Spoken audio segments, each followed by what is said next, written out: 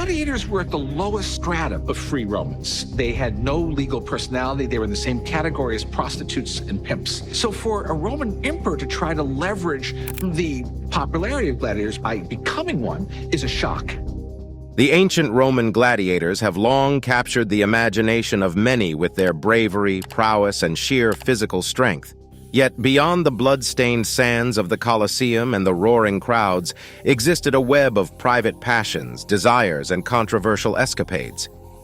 As we delve into the enigmatic world of these warriors, we will uncover facts that not only highlight their valor, but also reveal the intriguing and often debauched intricacies of their intimate lives. Number 1. The role of aphrodisiacs. In ancient Rome, the quest for sexual vitality and potency intertwined with the culture's culinary and medicinal traditions. Aphrodisiacs, foods, drinks, and concoctions believed to ignite or enhance sexual desire, were deeply embedded in the Roman psyche, and the gladiators were no strangers to their allure. For a gladiator, the pressure to demonstrate not just physical prowess in the arena, but also virility outside it was immense. The public's fascination with their strength and vitality naturally extended to their intimate lives, leading many to believe that the secrets of their enhanced libido could be found in their diet. Oysters, a delicacy today, were popularly consumed by the Romans, including the gladiators. Their zinc-rich composition, believed to elevate testosterone levels, made them a sought-after commodity in enhancing sexual vigor. Another beloved aphrodisiac was the hippomenes, a substance taken from a mare's womb, which the gladiators and other Roman men would consume, hoping to amplify their sexual ardor. Garlic, rich in allicin, was another dietary staple believed to boost blood circulation, thereby acting as a natural enhancer of stamina and virility. Honey, often referred to as the nectar of Aphrodite, the goddess of love and beauty, was also a common ingredient in concoctions intended to rev up the libido. Consuming honey was thought to bless couples with a sweeter romantic life. Yet like all societies, ancient Rome was filled with myths and misconceptions. While some of these aphrodisiacs had genuine health benefits, others were mere placebos, fueled by the power of belief rather than true physiological impacts. The gladiators, in their pursuit of glory and admiration, walked a tightrope between reality and myth, pragmatism and superstition. In the end, whether these aphrodisiacs truly worked or not, they reveal a society's yearning to understand, enhance, and celebrate human desire in all its forms. Number 2. Intimate gifts from fans. The world of the gladiators was not just one of brutality and combat, it was also a spectacle, an embodiment of Rome's grandeur and charisma. With their muscular physiques and heroic displays in the Colosseum, these warriors became the celebrities of their day, attracting a throng of admirers from every stratum of society. Along with the admiration came gifts, tokens of affection, admiration, and often more intimate intentions. For the populace, watching a gladiator triumph in combat was akin to witnessing a demigod in action. Their survival and prowess against overwhelming odds ignited powerful emotions in spectators. To catch the attention of such a formidable warrior, gifts became the medium of expression for many smitten fans. Perfumes and aromatic oils, a luxury in ancient Rome, were particularly prized gifts. Their fragrance evoked sensuality and intimacy, promising nights of passion and days of lingering scents. Moreover, these oils, when massaged onto the body, were believed to have healing properties, offering the gladiator relief from the wounds and bruises of combat. But beyond the tangible was the intangible, a whispered promise, a lingering touch, a secret rendezvous. These gifts were more than just objects. They were a ticket to a world away from the dust and blood of the Colosseum, a world of soft beds, sweet perfumes, and stolen moments. The intimate gifts to the gladiators painted a portrait of a society where the lines between admiration, desire, and obsession often blurred, where a warrior's valor in the arena could unlock doors to passions and pleasures in the private chambers of Rome. Number 3. The gladiator's chastity belt. In the vast and intricate tapestry of Roman culture, the nuances of attire often spoke volumes about status, function, and societal expectations. For gladiators, one such garment held both practical and symbolic significance, the sublegaculum. At first glance, this loincloth-like garment may seem a simple, functional piece, but delving deeper reveals its layered meanings and implications in the context of the gladiatorial world. At its core, the sublegaculum was a piece of protective clothing. Designed to cover and shield the gladiator's genitalia, it was made of sturdy leather or fabric, ensuring some degree of protection against the hazards of the arena. Given the visceral and violent nature of gladiatorial combat, any layer of defense, no matter how minimal, could make a difference between life and grave injury. Beyond the arena, the mere act of wearing a sublegaculum marked an individual as a gladiator.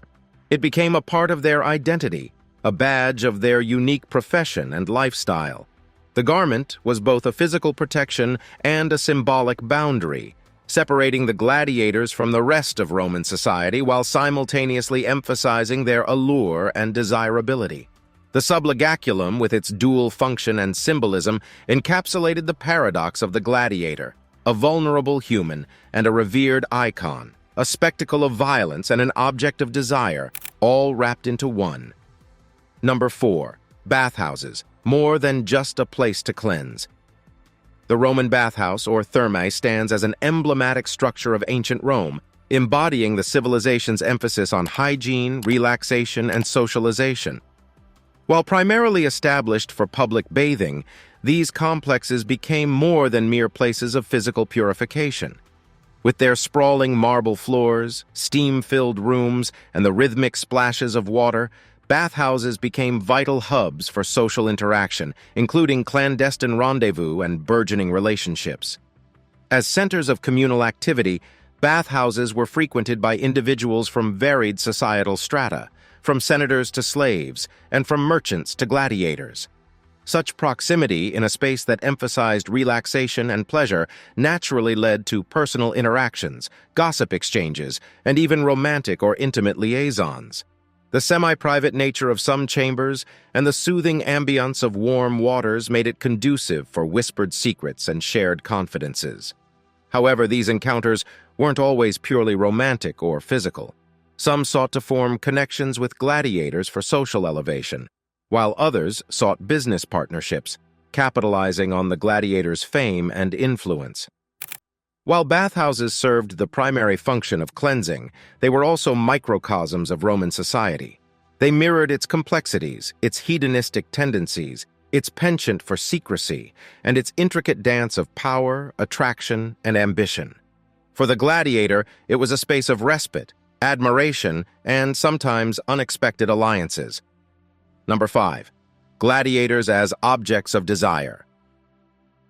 In the vast cultural panorama of ancient Rome, gladiators stood out, not merely as warriors of the arena, but also as potent symbols of raw sexuality and magnetic attraction.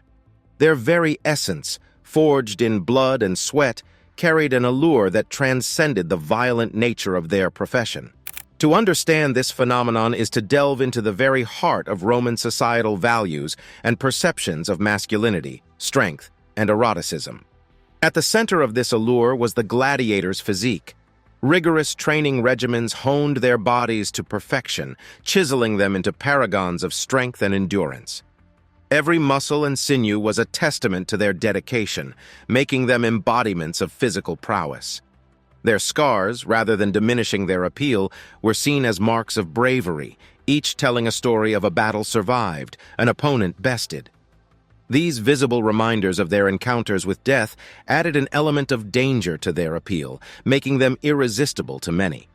However, this admiration wasn't purely platonic or appreciative. It often carried undercurrents of lust and desire. Whispers in the streets, passionate fan letters, and intimate gifts were just some manifestations of the population's infatuation with these fighters. Even some Roman elites, despite their status, were not immune to the charms of these warriors. While the gladiatorial career was drenched in brutality, it did little to overshadow the allure of these fighters. In the eyes of Rome, they weren't just combatants, but captivating symbols of strength, danger, and raw sexuality. Number 6. Marriage and relations. Amidst the blood-soaked sands and roaring crowds, the personal lives of gladiators often took a back seat in the popular imagination. However, beyond the brutal exterior of the arena, many of these warriors navigated a myriad of complex relationships, including those of love, marriage, and familial ties. Being a gladiator was not merely a career choice, but an all-encompassing identity. Their grueling schedules, strict regimens, and societal perceptions often formed an invisible barrier, affecting their personal relationships. Yet, like any other individual, gladiators yearned for companionship, understanding, and love. For many gladiators, especially those who began as slaves, the institution of marriage was complex. Roman law did not initially recognize unions between slaves as legitimate marriages. However, these bonds, known as contubernia, were deeply personal and significant for those involved. They were unions of shared experiences, mutual support, and often profound love. Upon gaining freedom, many gladiators legitimized these relationships, transforming their contubernia into recognized marriages. Freeborn gladiators, on the other hand, had the societal privilege to marry as per Roman norms. Yet their profession's demands and dangers made marital life fraught with anxieties. Wives lived in the shadow of the next battle, knowing that each fight might claim their beloved's life. Such marriages demanded extraordinary resilience and understanding. In the heart of ancient Rome, amidst its grandeur and decadence, the gladiators' relational lives were a poignant reminder of their humanity. Beyond the muscle and might, these were men with hearts, desires, and vulnerabilities, striving to find love and meaning in a world that simultaneously adored and condemned them. Number 7. The dual role of female gladiators. The narrative of the Roman gladiatorial world is often dominated by their male counterparts. But female gladiators, known as gladiatrix, held a peculiar and intriguing position in this milieu. Their very existence was an amalgamation of societal paradoxes. On the one hand, they were fearless warriors, ready to face the same dangers as men in the arena. On the other, they were often subjects of heightened sexualization, their femininity either exaggerated or contrasted against their warrior status. Stepping into the arena, a gladiatrix was not just a fighter, she was a spectacle. Roman societal norms prized female modesty and domesticity, making the very idea of a female gladiator both shocking and fascinating.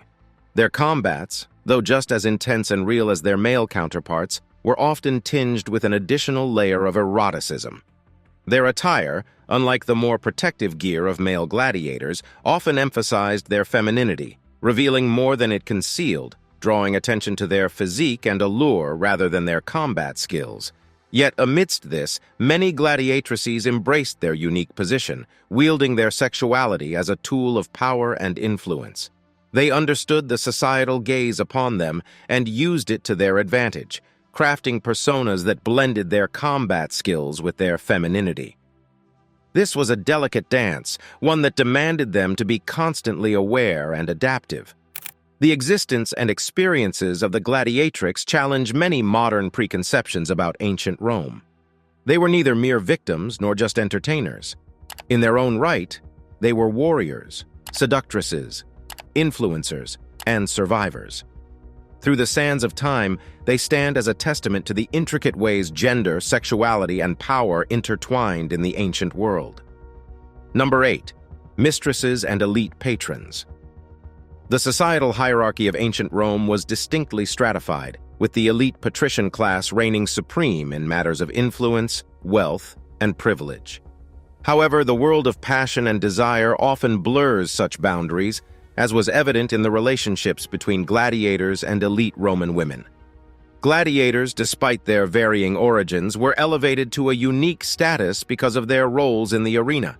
Their physical prowess, combined with the danger and immediacy of their profession, made them irresistible to a broad swath of Roman society, including the patrician women.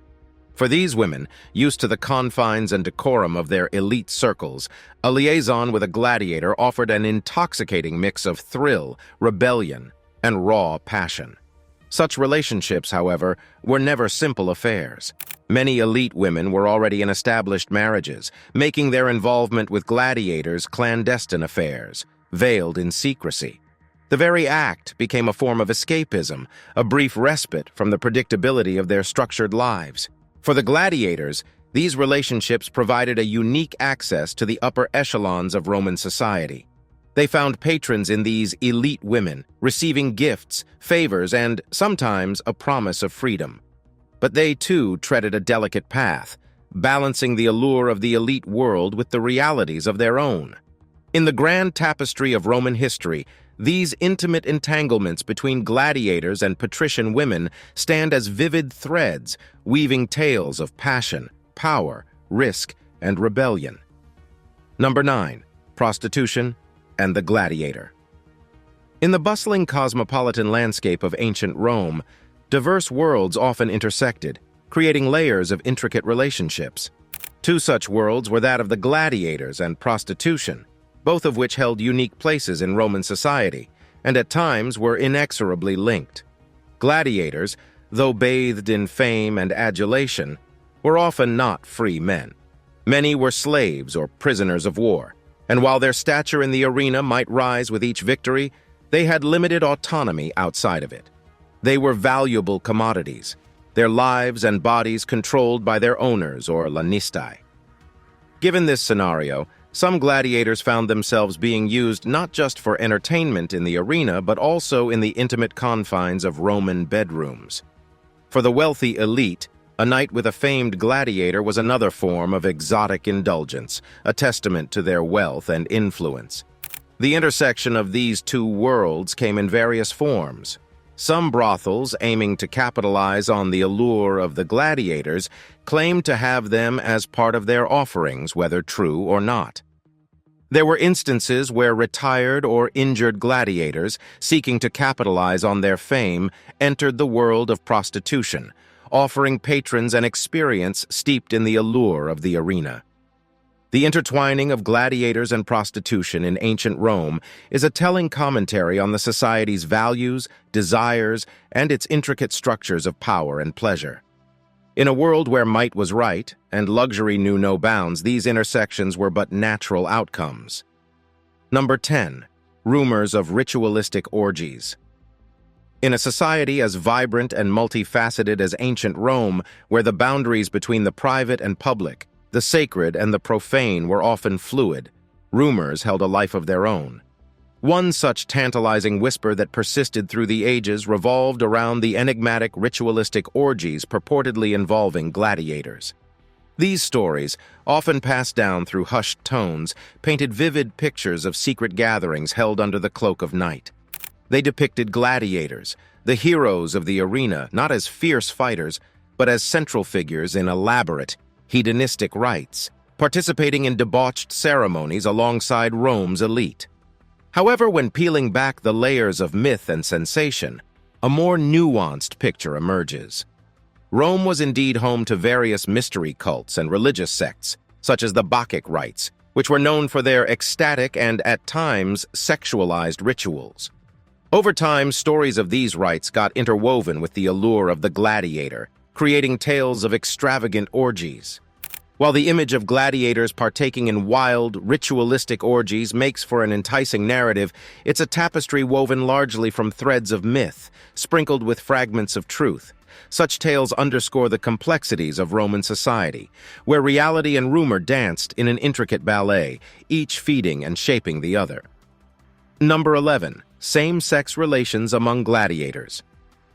The world of the gladiators was undoubtedly one of heightened masculinity.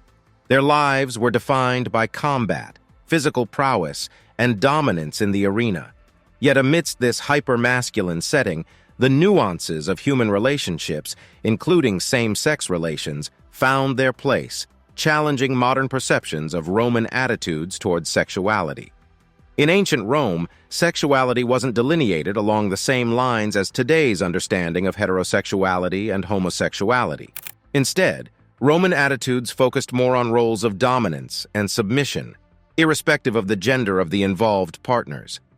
Given this cultural backdrop, the close-knit, all-male environment of gladiatorial schools called ludi provided ample scope for same-sex bonds, both platonic and romantic. It's also worth noting that while same-sex relations were not inherently stigmatized in Rome, they were subject to societal norms about decorum and propriety. A gladiator, despite his slave or lowly status, was a public figure, and his actions, both in and out of the arena, were subjects of public scrutiny.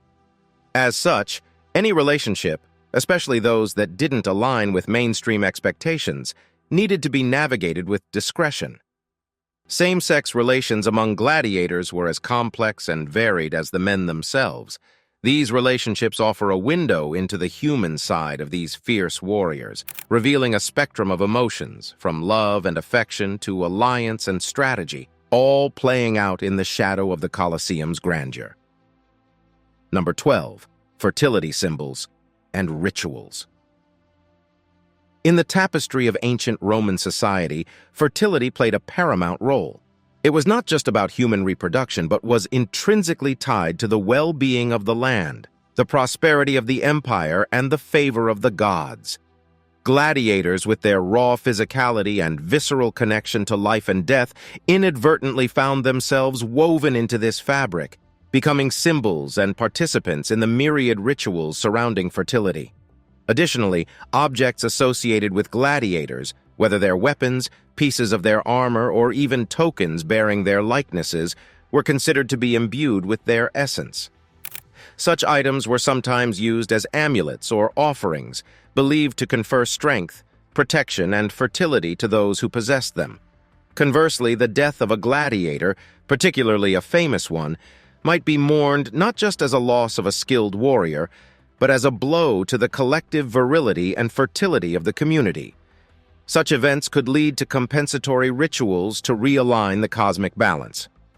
While gladiators were primarily warriors of the arena, their existence resonated with deeper symbolic undertones in Roman society.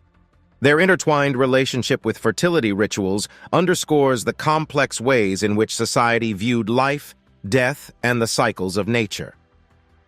Number 13. The stigma of sterility. In a society where masculinity was equated with power, strength, and fertility, Roman gladiators, as the epitome of male physicality, faced immense pressures surrounding their virility. The arena was not just a battleground of physical prowess, but also a crucible where their very essence as symbols of masculinity was continually tested. Sterility, or even the perception of it, was a profound stigma in ancient Rome. To be seen as infertile was to be viewed as lacking, diminished in the very qualities that defined a man's worth. For gladiators, whose lives revolved around displays of strength and valor, any hint of sterility could tarnish their reputation, diminishing their allure and value in the eyes of the public and their patrons.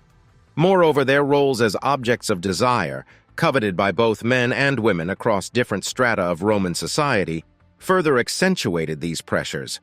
Their relationships, often public knowledge, were scrutinized, and any inability to produce offspring could become fodder for gossip, undermining their standing. The intertwined nature of virility, value, and voyeurism in the lives of these warriors underscores the multidimensional pressures they faced. Beyond the battles of the arena, they grappled with societal expectations, ever under the watchful eye of a culture that prized fertility and saw sterility as a fundamental flaw. Number 14. Sexual performances for the elite. Ancient Rome, with its opulence and excesses, was a society that thrived on spectacles, both public and private. The Colosseum's grand gladiatorial combats, chariot races, and theatrical performances are well documented. However, beyond these public displays lay a murkier world of private entertainments, designed for the exclusive pleasure of Rome's elite. Among the most controversial of these were the sexual performances, often featuring gladiators, staged in the lavish villas and estates of the upper crust. The very nature of these performances remains shrouded in layers of intrigue and speculation. What we understand today is gleaned from fragmented historical records, artworks, and the writings of the era. The Romans, while open about many aspects of sexuality, were not devoid of societal norms and moralistic judgments. As such, these performances, though sought after by the rich and powerful, were also a topic of hushed discussions and moral censure. Gladiators, due to their elevated status as symbols of virility and desire, were often central to these spectacles. Their participation was seen as an added allure, elevating the event's exclusivity. Sometimes these performances might involve explicit acts, while at other times they might be more theatrical, blending elements of dance, drama, and eroticism. Today, as we look back, these performances offer a complex reflection of ancient Roman society. They reveal a world of contradictions where grandeur and excess, freedom and subjugation coexisted. The gladiators, both heroes of the arena and pawns in the games of the rich, stood at the crossroads of these contrasts, embodying the complexities of an empire that has long since faded, yet continues to captivate. Number 15. Betting on a gladiator's virility. Ancient Rome's penchant for spectacle and excess often manifested in arenas of entertainment, where the boundaries between personal and public frequently blurred. Among the most peculiar intersections of this culture was the practice of betting on a gladiator's virility. Beyond the traditional bets on life and death outcomes of gladiatorial combats, some members of Roman society indulged in wagers on more intimate aspects of these warriors' lives. Betting, in general, was a pastime deeply embedded in the Roman psyche. From chariot races to dice games, Romans loved the thrill of chance, and nothing was off-limits. The life of a gladiator, always in the public eye, became a fertile ground for such speculations. Their battles were not just limited to the sands of the arena, but extended into the realm of their personal lives, particularly their sexual prowess. A gladiator's perceived virility was often linked to his performance in the arena. A strong, dominant display in combat could lead to rumors and speculations about his abilities in more private encounters. Conversely, a perceived weak performance might lead to derisive comments and bets against his virility. As history often reveals, societies and their practices can be a study in contrasts. The very existence of bets on a gladiator's virility encapsulates the extremes of Roman entertainment culture, where the line between personal dignity and public spectacle was perennially in flux.